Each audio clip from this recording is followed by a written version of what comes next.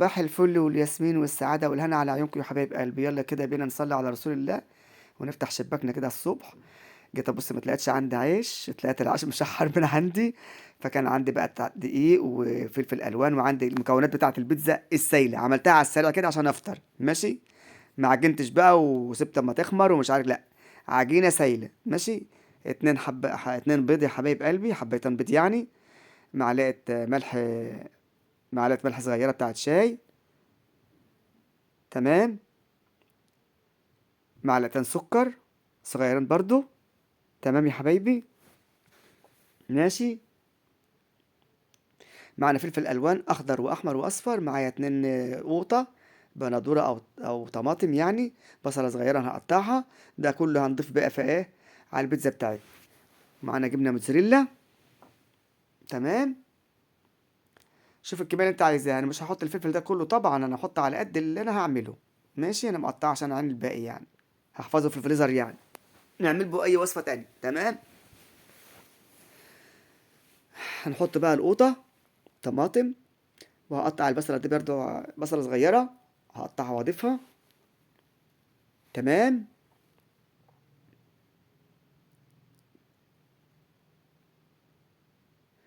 تمام يا حبايبي.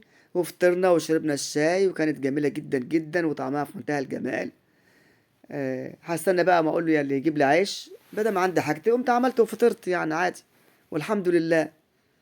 ربنا يديمها نعمة على أمة محمد وعلى المسلمين يا رب، وعلى جميع الدنيا يا رب. تمام. اهو. هضيف الدقيق بقى ومعايا مية فترة، وهقلب بقى لحد ما اشوف السمك اللي انا عايزاه يا حبايبي. واصب بقى، احط زبده في المقلايه واصب بقى واعمل البيتزا بتاعتي. تمام. او في تفطري تتصرفي يعني عادي، لو عندك الحاجات دي قومي اعملي يعني، لو ما عندكش عيش هتفطري وتتبسطي يعني. وحتى لو عملتها من غير جبنه موتزاريلا عادي، باي خضار او اي حاجه عندك في التلاجة. سجق، اي لانشون، اي المهم ان يعني تعملي تفطري وخلاص، تفطري ولادك وتفطري. بصوا بقى يا حبايبي، المفروض ان انا كنت عملت العجينه السائله بتاعت الاول وضفت الخضار مع البيض يعني وكده، وضفت الخضار، بس انا كنت مهنجه شويه مانيش بس هي عادي نتيجه واحده يعني.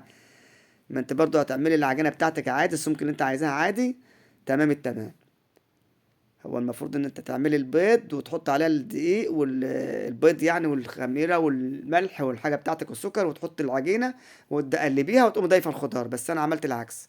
لان انا ايه، إيه، مهنجه شويه وقايمه دماغي في شويه تفكير اتلبخت شويه. بس هي نتيجه واحد يعني عادي، حتى لو هتعملها كده عادي مفيش مشكله. بس انا حبيت اعرفكم ان انا غلطت، بس عشان ايه محدش يقول ده ما بتعملها بشكل مختلف ولا حاجه. اه، صبيت في المقلايه، حطيت قطعه زبده، واقلب بقى على الصينيه بتاعتي دي ونار هاديه بقى يا جماعه. نار هاديه عشان ايه بقى، ما تعليش النار عشان البيتزا ما تتحرقش منك وما تتلدنش معاكي، تبقى طريه من جوه. هدي النار وعلى الهادي كده، على الهادي اقلبي شمال ويمين وندينيها، يبقى لونها ذهبي كده جميله في منتهى الجمال وتبقى مستويه معاكي. طبعا احنا ضفنا الجبنه، احنا ضفنا الجبنه الموتزاريلا يا حبايبي، انتوا شفتونا انا بضيفها طبعا. ماشي اهي، جميله جدا ومستويه وعسل، عسل زيكم كده. تستاهل بقكم يعني، وفطرنا واتبسطنا، ولا قلنا يا تعالى هات لنا عشية فلانة ولا علانة ولا أي حد، ولا نزلت كمان. بدل الحاجة موجودة عندي أعمل. تمام. أه يا حبايبي، قطعناها وعملنا شاي، والحمد لله. ربنا يديمها علينا نعمة يا رب وعلى أمة محمد. بصي والله جميلة جدا جدا جدا. أهو. شوفوا حفيدتي عمالة تعمل إزاي، عايزة تاكل. فطروا معايا حبايبي، أحفادي، وقالوا جميلة أوي يا تيتا، وعملوا لايك يا تيتا. جميلة.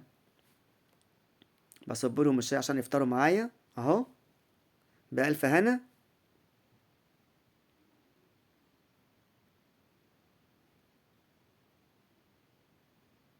اشوفكم على خير وعلى فيديو جديد، والسلام عليكم ورحمة الله وبركاته.